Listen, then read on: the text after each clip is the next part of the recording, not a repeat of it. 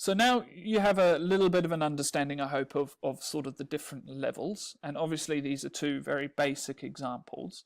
And the more you go into researching a bit of the Solow taxonomy, you can see how it really links into your teaching and your learning outcomes, and how you can maybe use this to help your students. So what we're doing in the science department is we're going to use this tool, all right? And this tool is to help us self-reflect. Basically, you'll be given one of these, and you will pull over what level you think you're at based on the learning outcomes that were given to you at the start of this level of work. Okay, so here you've got four sort of learning outcomes or intentions, or whatever you want to call them, and you can see there's some key words there. Now, those are important, but I'll get to those in a second. Now they're going to put the level they believe they're at in these boxes here, but the most important part is they're going to tell you why they think they're at that level.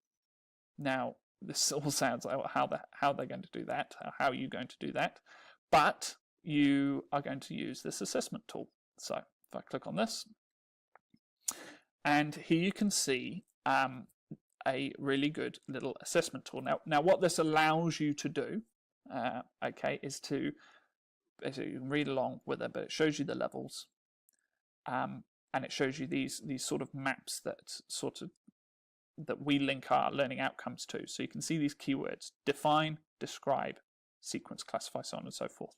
So if you noticed that first one here, define, okay, so define static electricity, right? So you've gotten through the topic, you might have an understanding of that. Maybe you write that down as a little sort of answer in one of your books. So you click define because that was what it was asking us to do, and you move along, and it gives you what they call what Pam Hook calls hot maps. So it's sort of a visual tool that can be used as well, but that's a whole nother kettle of fish that we can talk about later.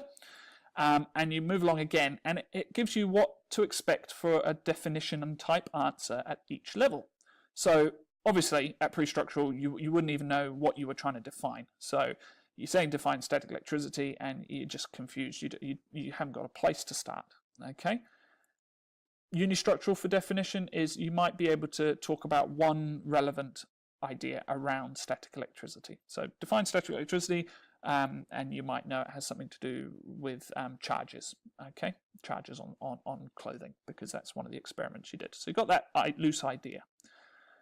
Multistructural, you've got several things around static electricity that you know about. Could be to do with charges, flow of electrons.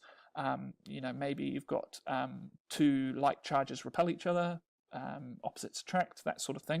You've got those siloed ideas around your definition of static electricity. Your relational one is you can say how they link to static electricity. So you've got your multiple ideas of you can build charge on an object by causing friction that gives energy. That energy has a charge. If those charges are the same, they will repel each other.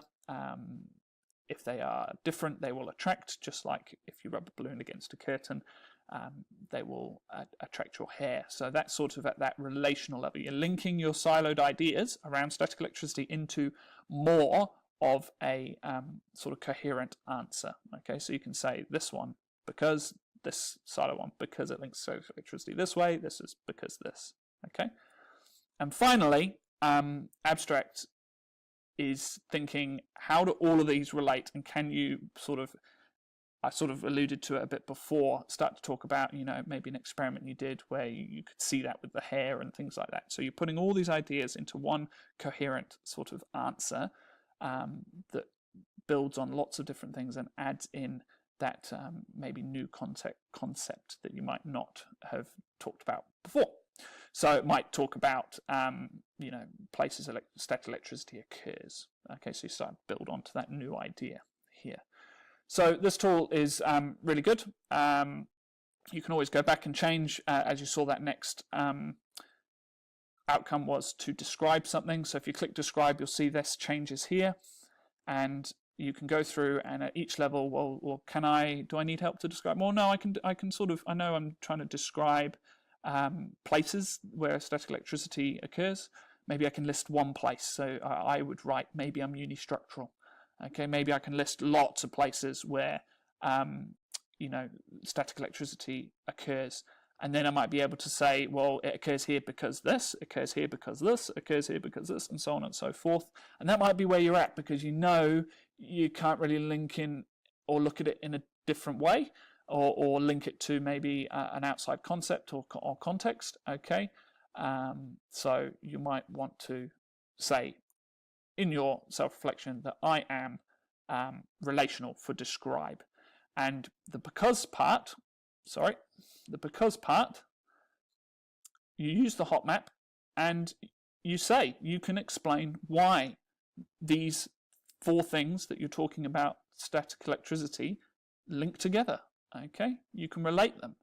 And to get to this level, you might need to do some more research. So looking at what you need to do to get to this higher level and what is defined here,